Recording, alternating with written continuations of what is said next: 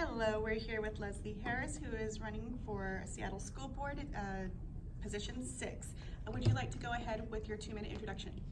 Certainly. I am Leslie Harris. I am the current serving board member for District 6, which is West Seattle and South Park, but in fact, board members represent the entirety of the city.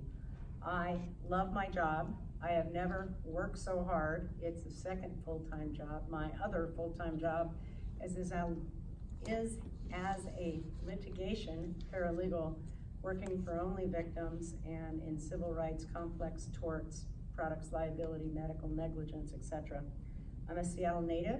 I went to Fauntleroy School, Denny Junior High, and I graduated from Cleveland after being bounced out of Seattle during the Boeing bust to Montgomery County Schools, where I found myself in high school 2 years behind because of the lack of quality of our schools. Now, mind you, Montgomery County is always considered one of the best of the public school system, but they also have an income tax, and they also believe in funding their schools. Much different than the Seattle public schools in the state of Washington. I ran last time not because I am a sucker for punishment, but because we didn't feel as though we were being represented well by the current board director. And my tough, mean Democratic friend said, put up or shut up, knowing that I'd sat in the cheap seats for 10 years, causing trouble. I did that and I won 77% against an incumbent. I've been elected to the executive committee all 4 years, the last 2 years as president. I'm proud of the work we've done. Are we there yet? Absolutely not, we are not. 53,000 kids, 104 schools, underfunded by a mile. We've got serious work to do, but we've made substantial progress. And I want to run for re-election. The other is my experience matters. A great many folks are leaving the board. So I know, as the stranger said, where the bodies are buried. Great, thank you. Now we'll go around the room with our 4 prepared questions. You may flip that over. The responses to these are 2 minutes each, and I believe we left off on Sherry. Would you like to get us going? Yes. What steps will you take as a member of the school board to work toward racial equity in our schools? We'll continue to do the heavy lift. We'll continue to listen. We'll continue to make sure that the funds, the meager funds that we have, are in fact directed to race and equity work.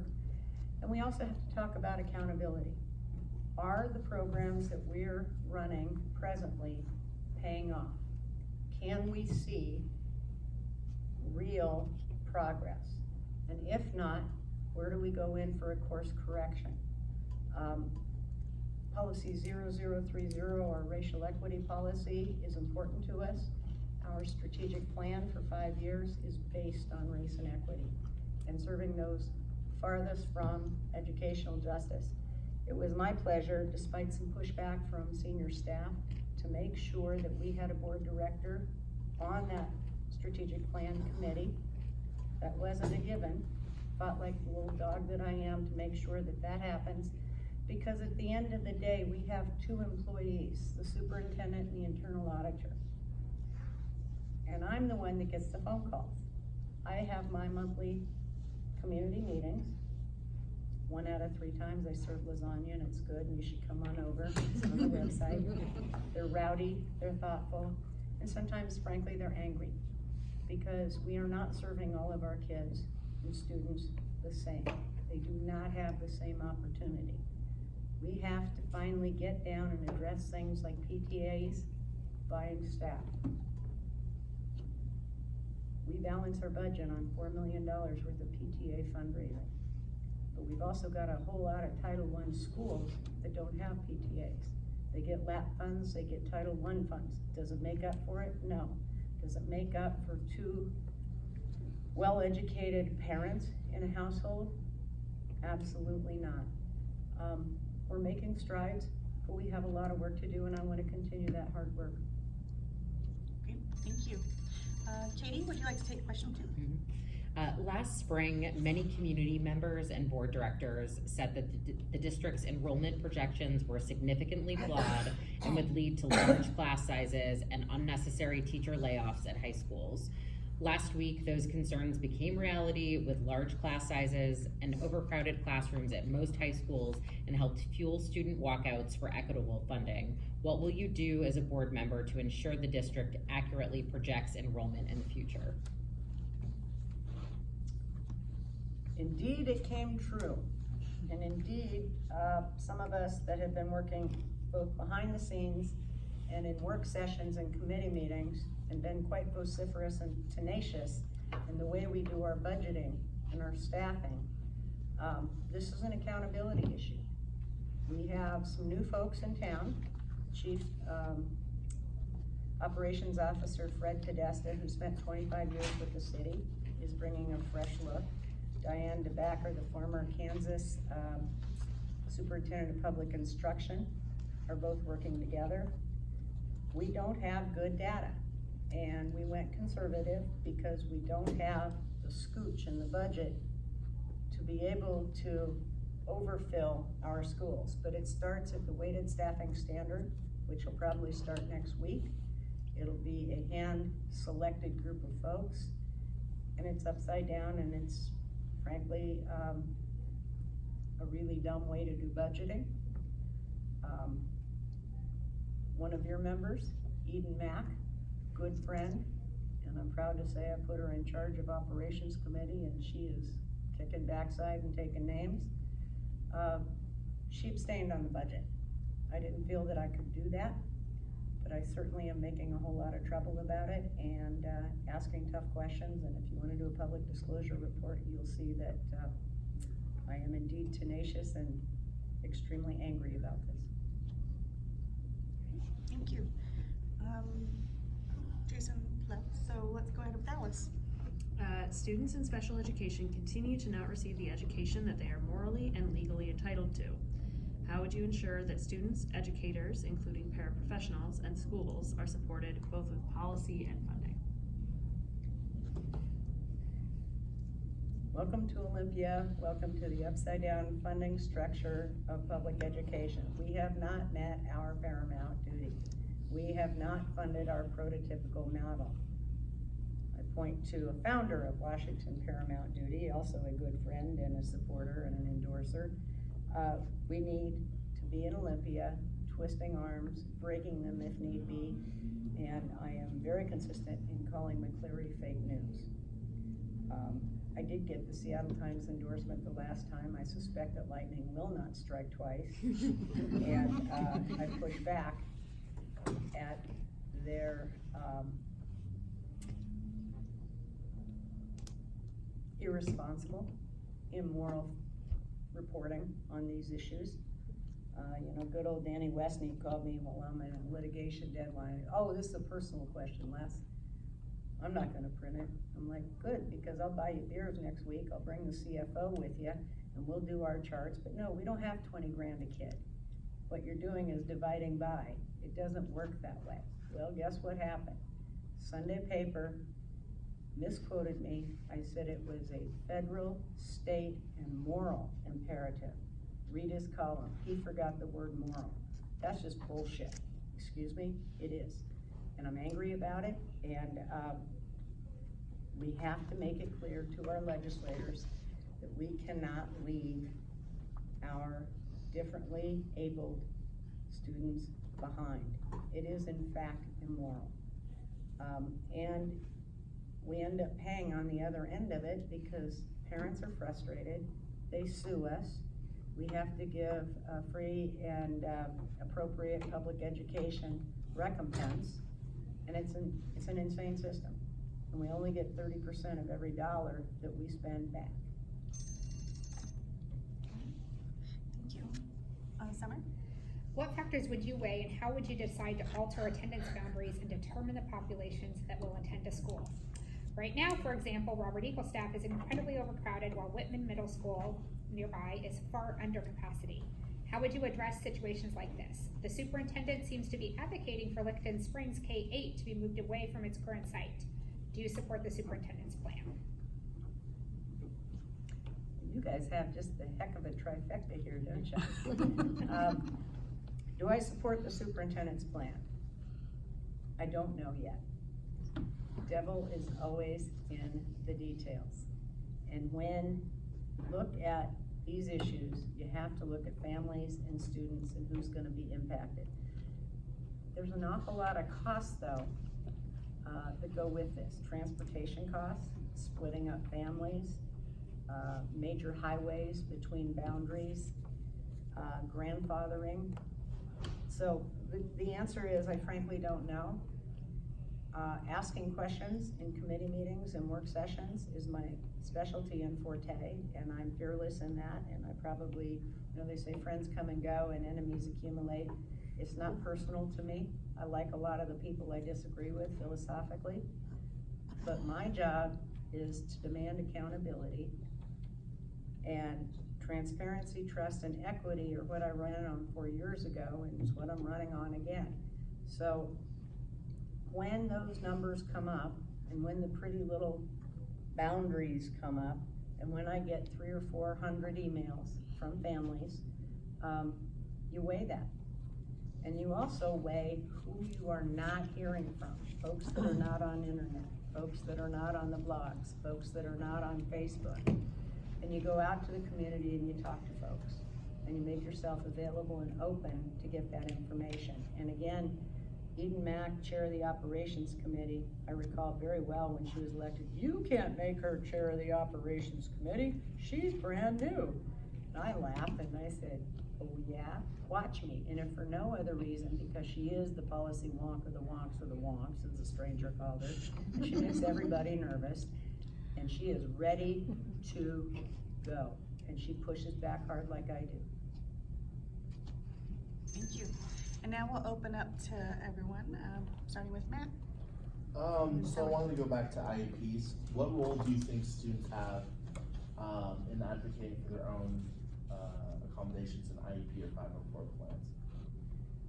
I think probably after elementary school, they should be part and parcel of them, because they're the ones that are having their education impacted. And there's nothing worse than shaming people, especially young people, and labeling them. And if you have a family that is working together and a student is there learning how to advocate for themselves and learning what their strengths and weaknesses are and how to buttress that, I think that's a beautiful thing. I also think personally that they ought to be able to be recorded. Accountability is a bitch. And IEPs are a bitch for a teacher and an IA. It's a huge amount of work, huge amount of paperwork, and no time to do it in. And depending on the principal, and the success of the school is absolutely dependent on the principal.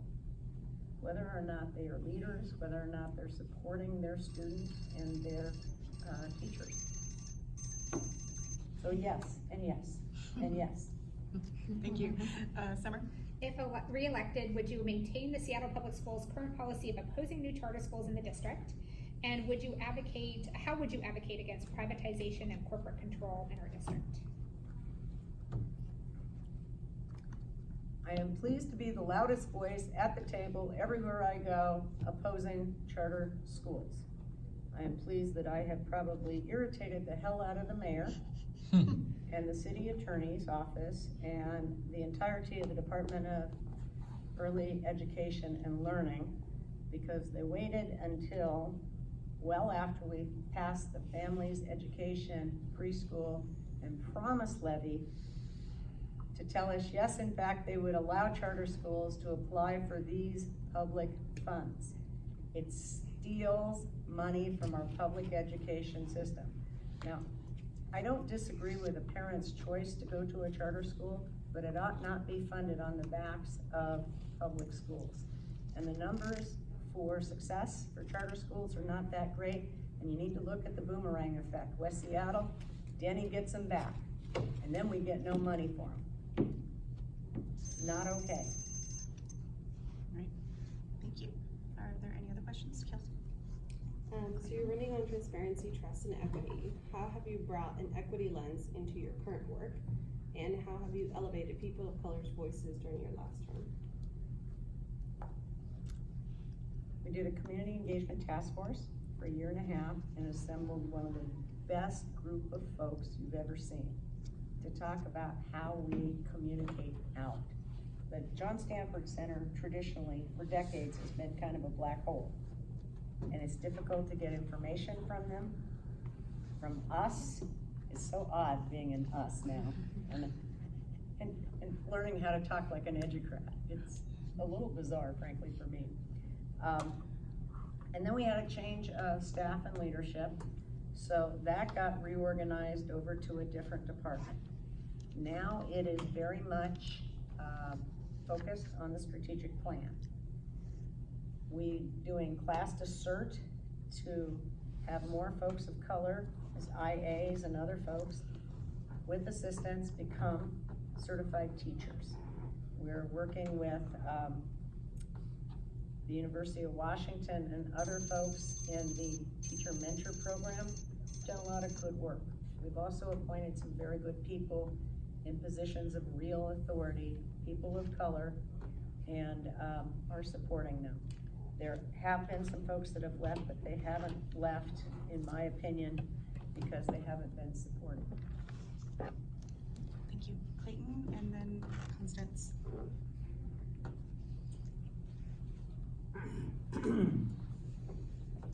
I'm concerned with the collapse of Brown v. Board of Education, and the specific and very personal context of what happens in the 9th grade when a kid is determined by counselors and people involved to be prepared for accelerated classes. I'm concerned, in other words, about the use of accelerated programs to perpetuate segregation in schools. And within that context, I would like to ask you, it seems to me that language education is paramount, and You're talking therefore, about foreign language education or Yes, both? Okay, asking. it's a tool. Mhm. And so, within that kind of context, do you support and would you continue to support Latin instruction in high schools? Because it has the singular ability to teach kids to work aside from everything else. On Latin instruction, I don't know. I do know that we have huge difficulty in hiring qualified Latin instructors. I also recall very well 6 years ago, 5 or 6 years ago, when Garfield riffed a Latin instructor because of enrollment. And that was quite the huge brouhaha. With respect to 9th grade, accelerated, etc. In our high schools, AP programs are open to all, and in many schools, 9th and 10th graders, honors has been blended in to include all students. Now, Garfield started that a few years ago, but we have yet to evaluate, and I've been asking for this for 2.5 years. Is it working? We can say all kinds of nice things, but we need to evaluate it. Also, the IB program at Rainier Beach High School, huge benefit. Chief Sealth International High School, huge benefit. Thank you. Constance. We're talking a lot about bringing equity to the school district. My question is specifically about recess. Despite the school board recently mandating a higher number of minutes of recess for each student, brought it up to 30 minutes. KUOW recently reported that white, wealthier students get an average of 45 minutes of recess per day, and the students of color and low-income students get the average of 30 minutes. What can the school board do, or what should they do to at least make recess equitable? You think that would be something that would be the same? And lunchtimes. And lunchtimes. And lunchtimes. Here's part of the issue. In the past, we had the school board looking down and saying, you shall do X, Y, and Z for all 104 schools. And the pendulum has swung to where the principals now are large and in charge. And we're trying to bring it back to the middle to where we have a system, a school system as opposed to a system of schools. Again, principals and leadership are the keys to this. There are some principals that believe more seat time, more learning time is more important than recess. I could not more strongly disagree with them. I also have some questions about some of the reporting on these numbers and the science of that, and whether those are anecdotes taken out of context. Do I believe in recess? Do I believe in physical activity? Do I believe in nutritious meals and time to eat them? Absolutely I do. Right, thank you. Alice? I kind of wanted to go back to question 4 and ask about like what you see as the equity implications of the Licton Springs move, and how you can take that into consideration in your decisions. It's the worst decision this school board has made in the last 4 years, was placing Licton Springs K-8 in that school without enough room, and we set them up for conflict. There's no question about it. It sucks. Absolutely sucks. We also did not have the strongest of leaders there. On the other hand, Licton Springs K-8 probably needs a refresh in terms of what that school means. I like to refer to the school as the Phoenix School. It started out as AS1, turned into Pinehurst, and this school, the district has tried to kill for 20 years. Yeah. And it's not okay, and I'm a huge believer in alternative education. And as I see us, what's the word I wanna say, pushing towards uniformity, I object strongly to that.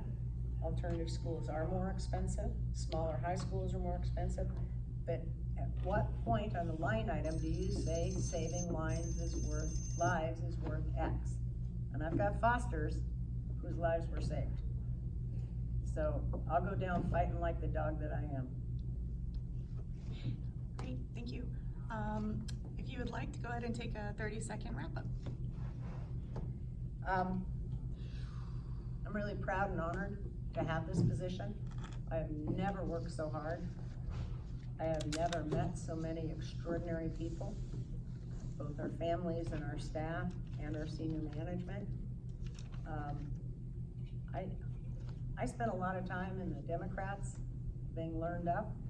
I was the district chair of the 11th. I was on KCDCC state committee for 10 years in 2 different, when we were merged. I live in Delridge, so we're the redheaded, we move them around folks. I have had the benefit of incredible mentors, and this is part of my payback. My child, my foster, and it's about budgets, it's about details, it's about understanding systems, and I worked really hard to learn them and to work collegially to make change. Great, thank you. Thank you.